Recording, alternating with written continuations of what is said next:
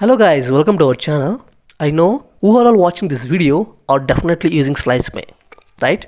Okay, we all know how to withdraw the money using Slice app, and also some of the viewers maybe know how to withdraw the SlicePay credit limit using some brokerage apps like brokerage.com and RentPay and even through Paytm and PhonePay. But now the SlicePay is updated.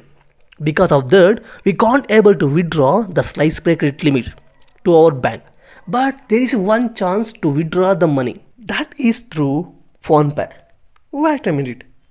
You can ask me. You told we can't able to withdraw the money using PhonePay.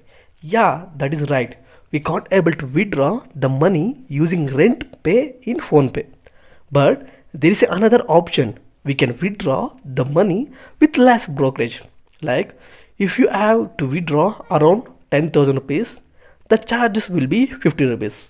To know how to withdraw that, subscribe करो पहले। हाँ जल्दी करो, मुझे पता है कि आप लोग नहीं करते, वीडियो देखते हो लेकिन सब्सक्राइब नहीं करते। लाल कलर का बटन नहीं से दबाओ, जल्दी दबाओ, जल्दी दबाओ, फिर मैं शुरू करूँ। okay, come back.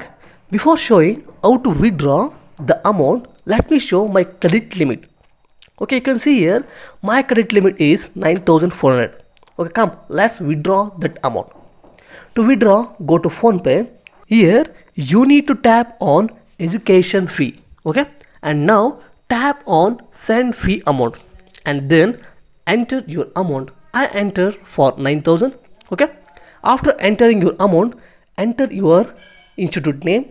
Okay, and then in the institute type you need to select on tuition fee. Okay, after entering all these things, tap on terms and condition and then tap on continue. Okay, and now you need to select your transaction type. I going through phone number. Okay, and now you can see your transaction amount details. It is 9,135 rupees. The brokerage charge is 135 rupees. But you can ask me, you told that the brokerage charge is 50 rupees for 10,000.